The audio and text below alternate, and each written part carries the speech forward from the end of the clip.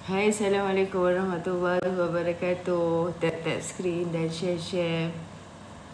Macam biasa, permulaan live kita, korang kena share-share live kita dulu. Tap-tap muka host. Kalau tap tempat lain dia tak kena, dia tak menjadi. Dia kena tap sekitar muka host ni. Waalaikumsalam Jiman, Wakanda. Okay, lupa nak ambil air kejap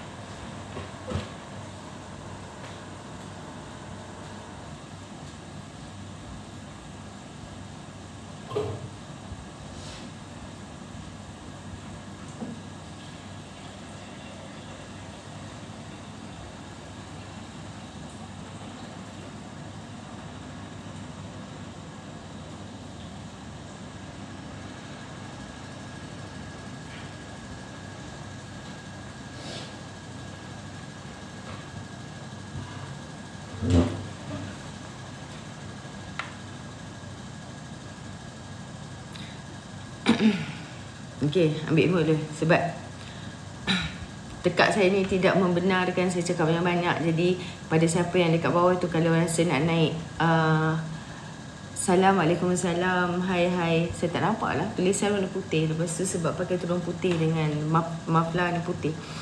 Okay, sebelum tu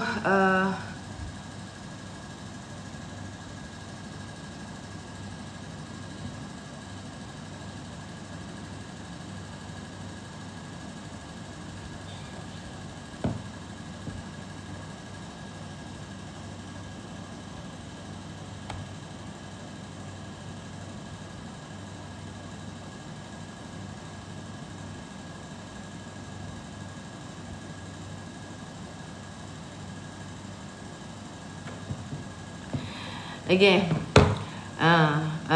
Sebelum tu korang share-share, tap-tap screen macam biasa.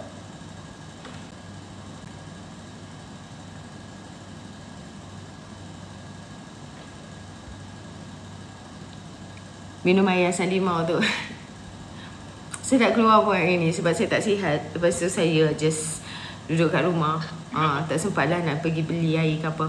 Okay, sebelum tu korang tap-tap screen dulu. Banyak yang kita nak share hari ni, nak bincangkan. Okay, dah berapa K dah? Sikit lagi. Sikit lagi, come on guys.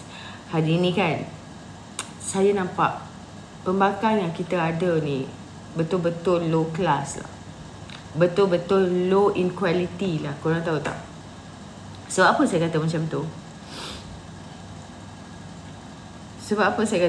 Sebab kau tengok sampai Badan Suruhanjaya Pencegahan Rasuah pun buat laporan polis berhubung dengan kenyataan berunsur fitnah oleh Ketua Penerangan Bersatu, iaitu Razali Idris. Okay, dia orang ni, aku tak tahulah. Dia orang ni setiap kali ada pilihan raya, tak kira pilihan raya kecil ke, pilihan raya negeri ke, pilihan raya umum ke, dia orang akan galak buat fitnah. Tahu tak? Nampak tak? Dan SPRM lapor polis terhadap pernyataan palsu oleh ahli bersatu. Dan dalam hantaran Ketua Badan Pimpinan Bersatu Terengganu, Datuk Razali bin Idris, dikeluarkan beberapa tuduhan palsu dalam ceramah beliau. Yang saya pasang semalam tu adalah Razali Idris rupanya. Waalaikumsalam. Saya tak nampak lah tulisan sebab Lady Boss. Thank you yang Japsap yang bagi gift tadi. Korang, kalau orang yang bagi gift tu, yang terbang-terbang tu, korang follow lah diorang. Takat diorang dah follow diorang, boleh tak? Macam Nazar ni yang terbang-terbang ni, diorang memerlukan follower. Jadi dalam kita ni berpolitik dekat sini, kita boleh tak support satu sama lain? Maknanya orang yang bagi-bagi gift ni, kita kadang-kadang kita tak nampak tau. Kita tak nampak tau. Orang yang komen-komen tu kadang-kadang keluar lah sebab dia komen kan. Kita mungkin perasan, mungkin tidak. Tapi orang yang bagi gift ni, kita nampak dia keluar dekat skrin kita tu, follow dia orang. Dan orang yang pemurah ni biasanya dia orang akan support kalau you all buat live juga.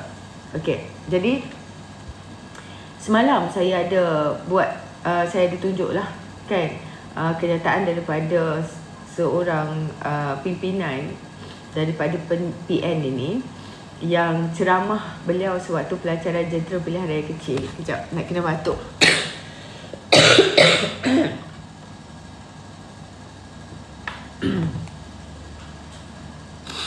Waalaikumsalam. Dan dakwaan beliau tu melampau lah. Beliau menyatakan bahawa jentera-jentera kerajaan SPRM hakim dikawal oleh kerajaan semasa, serta dia mempertikaikan keputusan Hakim Mahkamah Tinggi berhubung dengan sabitan 4 pertuduhan ke atas bekas Menteri Belia dan Sukan. Kan? SPRM memang memandang beratlah fitnah dan tumahan yang dilemparkan kerana ianya boleh menjejaskan keyakinan orang awam terhadap sistem penguatkuasaan dan perundangan negara kita. SPRM ni, dia sebuah badan penguatkuasa yang diperkasakan oleh undang-undang untuk melaksanakan fungsi dan peranan membanteras rasuah dan bebas daripada dikawal oleh mana-mana pihak.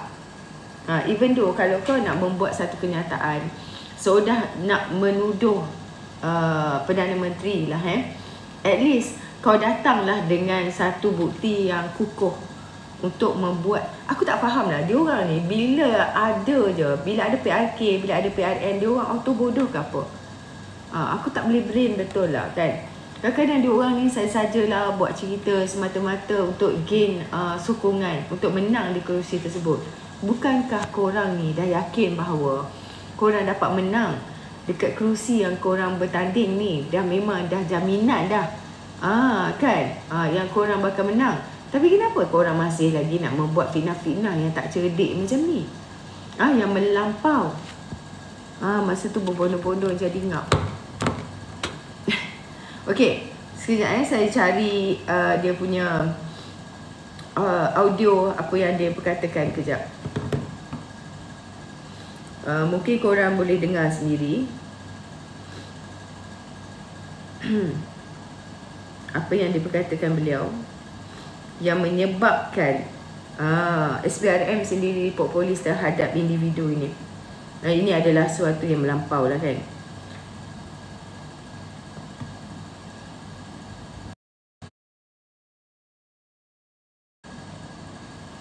Ini yang dirahmati Allah sekalian. Saya nak mengambil contoh satu saja. Keterlibatan kerajaan dalam pemerintahan negara kita. 47 kes dihukum dengan DNNA. Tak tahu apa benda menatang nama DNNA ni. Itu saja nak khabar. Tapi Syed Saddiq baru ni, saya rasa terharu dengan Syed Saddiq ni. Syed Saddiq ni Pak K 7 tahun kena. Sebab sekali. 47 tu DNNA. Jadi 47 dengan Pak kes 7 tahun ni, nombor 4, nombor 7 ni sinonim.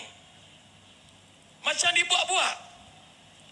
Inilah yang saya fikir jentera-jentera kerajaan SP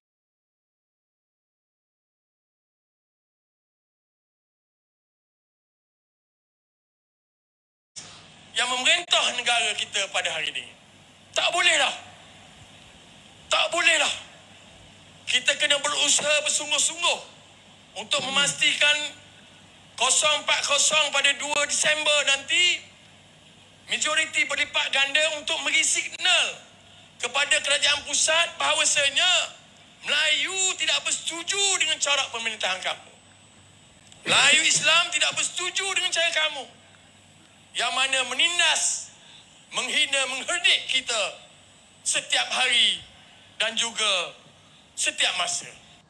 Setiap hari, setiap masa mengherdik, menghina. Apa benda lah yang mengarut ni? Korang ni apa benda ni? Menghina, mengherdik setiap masa ni apa benda ni? Agak-agak lah nak buat tuduhan pun. Sekarang ni kenalah kau nanti dengan SPRM sendiri buat laporan polis terhadap pemimpin PN yang fitnah SPRM hari ni. Kononnya dikawal oleh kerajaan perpaduan. Jadi tepatlah masanya bagi saya untuk diorang ni menerima segala. Diorang ni kadang-kadang diorang terpaksa lah gunakan cara ini untuk diorang ni nak tarik sokongan daripada orang-orang yang nak mengundi nanti, nak menakut-nakutkan, nak buat satu persepsi kononnya kerajaan hari ini zalim dan sebagainya. Termasuklah diorang bangkitkan isu peruntukan kan, sampai geng yang bersatu ni menyokong PMX disebabkan oleh ugutan dan sebagainya. Itu juga akan berdepan dengan saman dan juga tindakan lah. Jadi pada saya, korang ni dah tak ada modal ke? Tak ada modal. Sampai orang terdesak,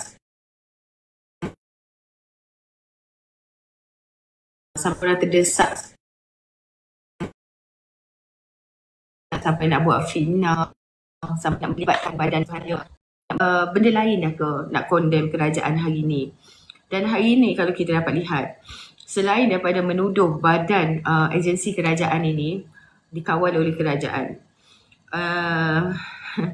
saya nampak satu himpunan akan diadakan oleh mereka pada 20 hari bulan ni.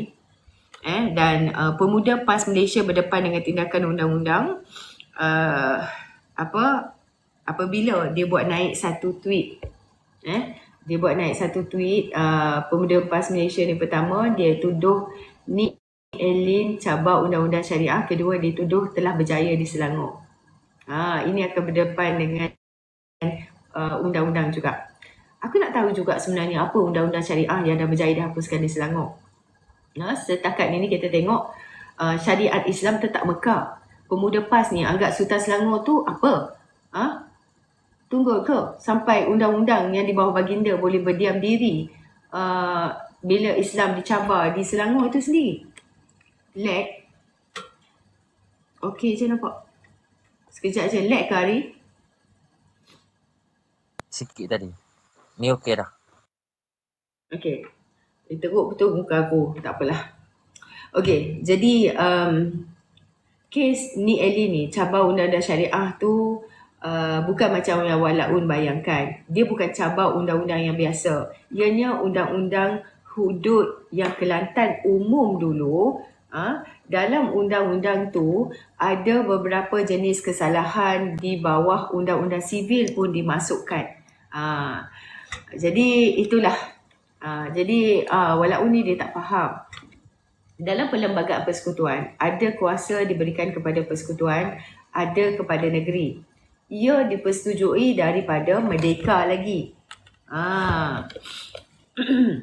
Dan antara kuasa negeri, iaitu DUN, adalah untuk membuat undang-undang tentang kesalahan dan hukuman jenayah bertentangan hukum syarak ke atas orang Islam.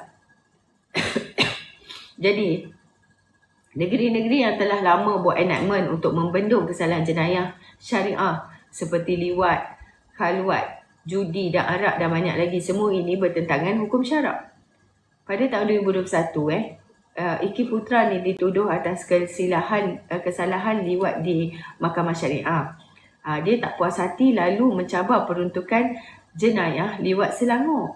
Hujahnya, negeri Selangor tiada kuasa ke atas kesalahan jenayah, adalah kuasa persekutuan. Dan dalam undang-undang persekutuan, iaitu kanun kesiasaan, telah ada kesalahan liwat. Okey, aku bagi kat Ari dulu sebab tekak aku ni macam gatal sangat. Silakan Ari.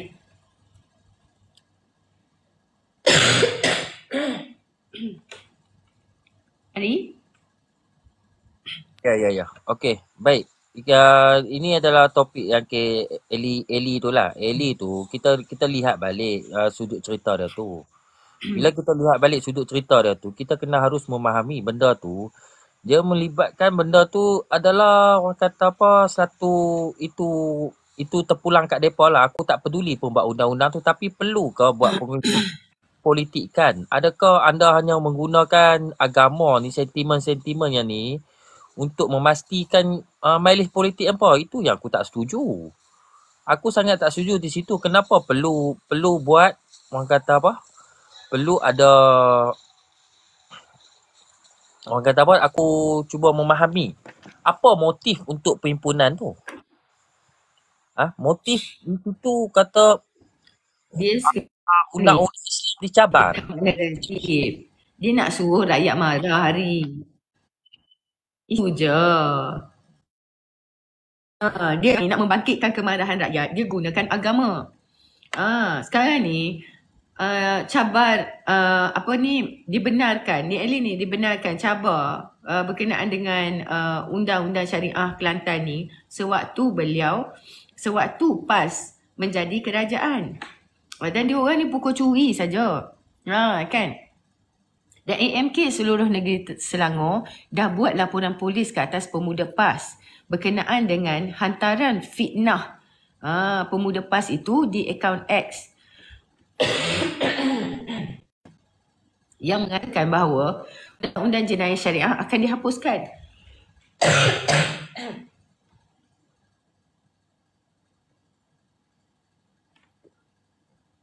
Ya, betul. Betul, tapi kenapa perlu buat keluar benda tu? Okay lah, aku nak tanya hang lah. Kenapa perlu keluarkan di dalam, orang kata apa, di dalam etika mereka bahawasanya undang-undang syariah dicabar? Padahal, isu ni adalah daripada 2022 ke 2021, lebih kurang macam tu, aku tak ingat tarikh dia. Padahal mereka duduk dalam Perikatan Nasional, zaman Perikatan Nasional. Kenapa hal ini harus dibangkitkan? Kenapa tidak zaman Perikatan Nasional bangkitkan benda tu? Itu yang aku sangat-sangat orang kata apa, tekilan lah kategori dia. Tekilan bahawasanya kerajaan hai ni yang buat semua benda tu. Masya Allah, aku sangat sedih lah dengan politik yang cuba dibawa oleh Perikatan Nasional. Sentimen agama tidak berhenti-henti. Andai kata benar, lawanlah. Letih kalau aku fikir balik otak hampa ni, selain pada tunggang agama, hampa boleh tunggang apa lagi? Adakah tunggang agama ni untuk kepentingan politik hampa? Kenapa tidak nampak kebaikan? Malahan banyak lagi kebaikan seperti model 40 hadis yang dibantah oleh gerakan. Sepatutnya yang tu hampa tegur. Tapi yang tu hampa tak mau nak tegur. Aku kadang-kadang, Kaki Yudin sendiri pun dah bagi benda yang mengelirukan Dewan. Tarikh dan bulan dan tahun. Di situ pun dah keliru. Memang PAS ni dididik tunggang agama saja ke apa? Betul tak?